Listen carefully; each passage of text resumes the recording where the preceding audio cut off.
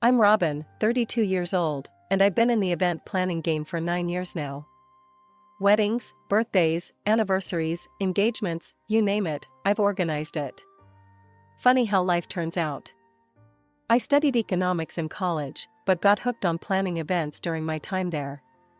Turns out, I had a knack for it. So much so that I decided to make it my career. Over the years, I've built up quite a reputation. My calendar's always packed with clients, which is great for business, but not so much for my personal life. Not that I'm complaining, I love what I do. So there I was, sitting in my office, hashing out details for the Johnson family's company anniversary. 30 years in business, that's something to celebrate, right? I was deep in conversation with Mr. Johnson about centerpieces when my phone buzzed. It was my sister, Kate. "Robin, you need to come to Mom and Dad's." "Now," she said, her voice all urgent. "It's important." I sighed, looking at the mountain of work on my desk. "Fine, I'll be there in an hour." As I drove to my parents' house, I couldn't help but feel a knot in my stomach. Family gatherings were never my favorite thing. Don't get me wrong, I love my family, but there's always been this tension. See, Kate's 8 years younger than me, and she's always been the golden child. Mom and Dad doted on her, while I was left to fend for myself. When I went to college, they couldn't find the money to help me out. My grandmother stepped in, bless her soul. But a few years later, they had no problem footing the bill for Kate's education and a fancy apartment. I tried not to let it get to me, but it stung. Over the years, I'd learned to keep my distance. It was easier that way. I pulled up to the house and took a deep breath before knocking. Mom answered the door with a smile that didn't quite reach her eyes. "Robin, honey, come in. Everyone's in the living room." I walked in to find Dad and Kate sitting on the couch. Kate jumped up, practically bouncing with excitement. I raised an eyebrow. "What's the big emergency?" Kate clapped her hands together. "Well, I have a surprise. But first, promise me you'll help, okay?" I looked at Mom and Dad, who were both smiling encouragingly. Against my better judgment, I nodded. "Okay, I promise. Now what's going on?" Just as I was about to press Kate for more details, the front door opened. In walked a guy who looked a bit younger than me, all smiles and charm. Kate bounced over to him, linking her arm through his. "Robin, this is Mark, my fiancé." I blinked, caught off guard. "Oh, nice to meet you, Mark." We shook hands, and I turned back to Kate. "So, this is the big news? You're engaged?" Kate nodded enthusiastically. "Yes, and that's why I called you here. I want you to plan our engagement party." I felt my stomach drop. "Kate, I appreciate the thought, but I'm swamped with clients right now." "I don't think." Dad cut me off. "Now, Robin, this is your sister we're talking about. Surely you can make time for family instead of strangers." I bit my tongue, fighting back the urge to remind him how little time they'd made for me over the years. Mom chimed in, her voice sickeningly sweet. "Honey, it's your duty as a sister. Kate deserves the best, doesn't she?" I looked at Kate, who was practically vibrating with excitement. "It has to be perfect, Robin. I mean, I deserve the best, right?" I felt trapped. Every instinct told me to say no, to stand my ground. But years of family dynamics kicked in, and I heard myself agreeing. "Great," Kate clapped her hands. "And of course, you'll do it for free." "That's not a problem, is it?" I froze. "Free? Kate, even for family, there are costs involved." "Oh, don't be silly," Kate laughed. "You're doing this as my sister. We'll cover the actual expenses, of course, but your services are a gift, right?" I looked at Mom and Dad, hoping for some support, but they just nodded along with Kate. I felt like I was drowning. "Fine," I said, the word tasting bitter in my mouth. "I'll plan the party for free, but you and Mark will need to cover all other expenses. Deal?" Kate squealed and hugged me tight. Deal. Oh, Robin, you're the best. As I drove home, my mind was racing. I'd just committed to planning a free event for my sister, potentially losing paying clients in the process. The Johnsons' anniversary was the first casualty. I called them as soon as I got home. Mr. Johnson? It's Robin. I'm so sorry, but something's come up with my family, and I won't be able to plan your anniversary party after all. There was a pause on the other end of the line. Oh, I see. Well, these things happen, I suppose. I could hear the disappointment in his voice, and it made me feel even worse. I have a colleague who's excellent at event planning. I'd be happy to pass along her contact information if you'd like. Mr. Johnson agreed, and I sent over my friend Sarah's details. As I hung up, I couldn't help but feel like I was watching my hard-earned reputation slip away. All because I couldn't say no to my family. The next few weeks were a whirlwind of planning and phone calls. I threw myself into organizing Kate's engagement party with the same dedication I gave to all my events. Maybe even more, if I'm being honest. There was a part of me that wanted to prove something, to my family, to Kate, to myself. I was determined to make this the most spectacular engagement party ever. I started by booking the Riverside, an upscale restaurant with a stunning view of the city skyline. It wasn't easy to get a reservation on such short notice, but I pulled some strings. The owner, Samantha, was an old client of mine. Next came the menu. I spent hours on the phone with the chef, discussing options. We need something impressive, but not stuffy, I explained. Think elegant comfort food. The DJ was a no-brainer. I called up Mike, my go-to guy for all my events. Hey, Mike. Got a special one for you. My sister's engagement party. With the big items taken care of, I called Kate to give her an update and discuss payment. Oh, it all sounds wonderful, she gushed. You really are the best at this, Robin. Thanks, I said, trying to keep the pride out of my voice. So, about the deposits. Oh, right, Kate interrupted. Can we do that later? Mark and I are a bit tied up with some other expenses right now. But I promise we'll pay for everything before the party. Cross my heart. I hesitated.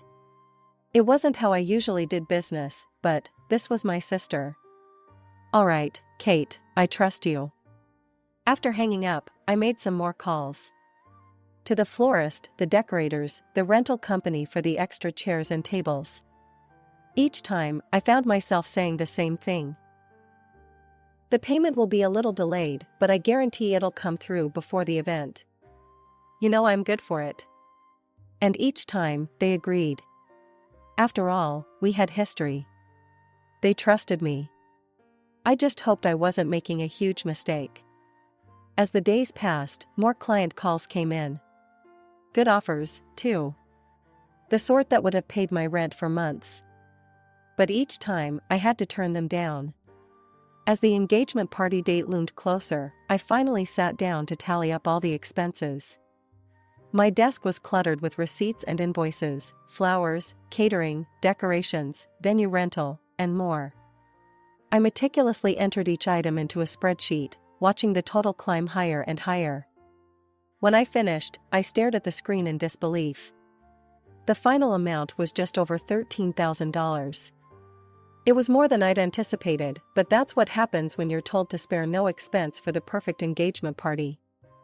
I took a deep breath and composed an email to Kate, attaching the detailed invoice. Hey sis, I wrote, trying to keep it light, here's the breakdown of expenses for your engagement party. Let me know if you have any questions. That evening, my phone rang, it was Kate. Hey, what's up? I answered, expecting her to have questions about the invoice. Robin, why are you sending me bills? Kate's voice was sickeningly sweet, with an undercurrent of annoyance. I frowned. What do you mean? It's the invoice for the engagement party expenses, just like we agreed. There was a pause, then Kate let out a laugh that sent chills down my spine. Oh, Robin, you can't seriously expect Mark and me to pay for all this, can you? My stomach dropped. What are you talking about? Kate, you promised you'd cover all the expenses. I've got vendors waiting to be paid. Oh, don't be so dramatic, Kate scoffed. You make plenty of money with your little party planning business. Surely you can afford to treat your only sister to a nice engagement party? I was speechless. This couldn't be happening. Kate, listen to me, I have people waiting to be paid. People who trusted me. You promised. Well, I'm sorry if there was a misunderstanding, Kate said, not sounding sorry at all. But Mark and I simply can't afford this right now. You'll have to figure something out. Before I could respond, the line went dead. I stared at my phone in disbelief, then immediately tried to call her back. It went straight to voicemail. Panic rising in my chest, I dialed my parents' number. Mom picked up on the third ring. Robin, is everything okay? I took a deep breath, trying to keep my voice steady. Mom, we have a problem. Kate is refusing to pay for her engagement party expenses. Can you please talk to her? There was a long pause. Oh, honey, Mom finally said, her voice full of disappointment. Why are you trying to charge your sister for her own engagement party? That's not very nice of you. I felt like I was losing my mind. Mom, that was the agreement. I'm doing all the work for free, but Kate and Mark were supposed to cover the actual costs. I have vendors waiting to be paid. Now, Robin, Dad's voice came on the line. I was on speaker. You know your sister doesn't have that kind of money. But you're doing well with your business. Surely you can handle this as a gift to Kate. I couldn't believe what I was hearing. Dad, it's $13,000. I can't just. $13,000? Mom gasped. Robin, how could you spend so much? That's ridiculous. You told me to make it perfect, I shouted, my composure finally breaking. You said Kate deserved the best. Don't raise your voice at us, young lady, Dad said sternly. The fact is, you agreed to do this for your sister. If you've overspent, that's on you. You'll just have to figure it out. The conversation devolved from there. No matter what I said, my parents refused to see reason. In their eyes, I was the villain, the successful older sister, trying to ruin her little sister's special day over money. By the time I hung up, I was shaking with anger and disbelief. I looked at my computer screen, the invoice still open. $13,000. Money I'd promised to people who trusted me. Just then, a notification popped up on my phone. It was from Kate's social media account. With trembling fingers, I tapped the link, and what I saw made my blood boil. There was my sister, beaming at the camera, her post gushing about the upcoming engagement party. Can't wait for tomorrow, she wrote. We've spent so much to make it perfect. It's going to be amazing. Something inside me snapped. The anger, frustration, and hurt I'd been bottling up for years came rushing to the surface. Before I knew what I was doing, I had my phone in hand, dialing the restaurant. Samantha, it's Robin, I said, my voice surprisingly calm. I'm sorry, but I need to cancel tomorrow's event. I'll transfer the full payment and cancellation fee to you right away. I made similar calls to all the vendors, the caterer, the florist, the decorators. Each time, I apologized profusely and promised immediate payment. By the time I was done, my savings account was nearly drained, but my professional relationships were intact. The last call I made was to Mike, my DJ friend. Hey, Mike. I'm so sorry, but tomorrow's event is canceled. Whoa, what happened? Isn't it your sister's engagement? I sighed. It's a long story, I'll fill you in later. For now, consider yourself free tomorrow. I'll still pay your fee, of course. The next morning, I sat at my kitchen table, a cup of coffee growing cold in front of me. My phone was propped up against the sugar bowl, live streaming Kate's arrival at the restaurant. I watched as she stepped out of a car, Mark by her side, both of them dressed to the nines. Mom and Dad were right behind them, along with Mark's parents and a group of excited-looking guests. Kate was talking animatedly to the camera, gesturing at the restaurant. "Here we are," she chirped. "I can't wait to show you all the amazing decorations. My wonderful sister Robin planned everything." I felt a twinge of guilt, quickly replaced by grim satisfaction as Kate reached for the door. Her smile faltered as it didn't budge. She tried again, then peered through the window.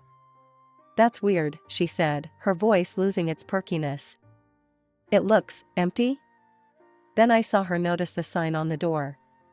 Even through the small phone screen, I could see the color drain from her face.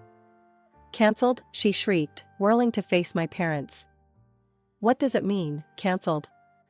The livestream devolved into chaos. Kate was near hysterics, Mom was trying to calm her down, and Dad was on his phone, presumably trying to reach me. I sat at my kitchen table, a strange calm settling over me as I watched the chaos unfold on my phone screen. The satisfaction I felt was bittersweet. I'd finally stood up for myself, but at what cost? My phone buzzed. Kate's name flashed on the screen. I took a deep breath and answered. "What the hell did you do?" she screamed, her voice shrill with rage. I kept my voice level. "I cancelled the event that I paid for with my own money. You know, the one you refused to cover despite our agreement?" "How dare you?" Kate sputtered. "You've ruined everything. Do you have any idea how embarrassing this is?" "About as embarrassing as being told to foot a $13,000 bill for my sister's party, I imagine," I replied coolly. Kate launched into a tirade of insults and accusations. I let her rant, feeling oddly detached from it all. When she paused for breath, I spoke. "Kate, you didn't respect my work or our agreement. You tried to deceive me. So I made a business decision to cancel an event I couldn't afford to fund myself. It's that simple." "You unbelievable creep," Kate shrieked. "You'll regret this, I swear." I hung up, my hands were shaking, but not from fear. For the first time in my life, I felt powerful. 15 minutes later, my phone rang again. Mom and Dad. "Robin Elizabeth," Dad's voice boomed as soon as I answered. "You've humiliated your sister and this entire family. How could you be so selfish?" I laughed, a short, bitter sound. "Selfish? That's rich coming from you too." "Watch your tone," Mom chimed in. "We raised you better than this. Your sister is devastated." "And I'm out $13,000, I shot back. "Did you even consider that?" "Oh, please," Dad scoffed. "You're doing well with your business. You could have helped your sister out. That's what family does." I took a deep breath. I was helping. I planned the entire event for free. But I can't just throw away thousands of dollars. "You're just jealous," Mom interrupted. "You're jealous of your sister's happiness because you're all alone. So you decided to ruin her special day out of spite." The accusation hit me like a slap. I felt tears prick my eyes, but I blinked them away. "You know what? I'm done with this conversation. I'm done with all of it." I hung up before they could respond. My hands were shaking as I set down the phone, but I felt a strange sense of liberation. Taking a deep breath, I opened my laptop and composed an email to Kate. "Kate, I expect full reimbursement for all expenses incurred for your engagement party. This includes catering, venue rental, decorations, and all other associated costs. The total amount is $13,247.89. I've attached a detailed invoice for your reference. If I don't receive payment within 30 days, I will be forced to pursue legal action to recover these funds. Robin." I hit send before I could second-guess myself. Within minutes, my phone was buzzing with messages. From Kate. "You money-grubbing witch. How dare you threaten me? You'll never see a cent from me." From Mark. "Back off, Robin. You're making a big mistake. You have no idea who you're messing with." I stared at the messages, a mix of anger and disbelief washing over me. How had it come to this? How had my own family turned into such strangers? Just as I was considering my next move, my phone rang. It was Aunt Sarah, Mom's sister. I hesitated before answering, bracing myself for more accusations. "Robin, what on earth happened today?" Aunt Sarah's voice was concerned, not angry.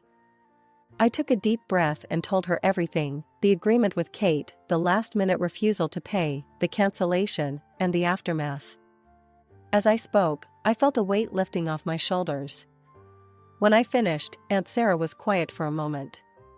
Then she said, "Oh, Robin, I'm so sorry you've been treated this way. You did the right thing, standing up for yourself." I felt tears prick my eyes at her understanding. "Thanks, Aunt Sarah. That means a lot. But there's something odd about all this," she continued. "Mark's family is quite well off. They own a chain of sports nutrition stores and several rental properties in the city. They could easily afford this engagement party." An idea struck me. "Aunt Sarah, do you happen to have their address?" 20 minutes later, I was pulling up to a large house in an upscale neighborhood. My heart was pounding as I rang the doorbell. Mark's mother answered, her expression guarded. "Yes, can I help you?" "Mrs. Johnson? I'm Robin, Kate's sister. I need to talk to you and your husband about what happened today." She hesitated, then nodded, leading me to a spacious living room where Mr. Johnson was waiting. "Please," I said, "I know you probably heard terrible things about me, but I beg you to hear my side of the story."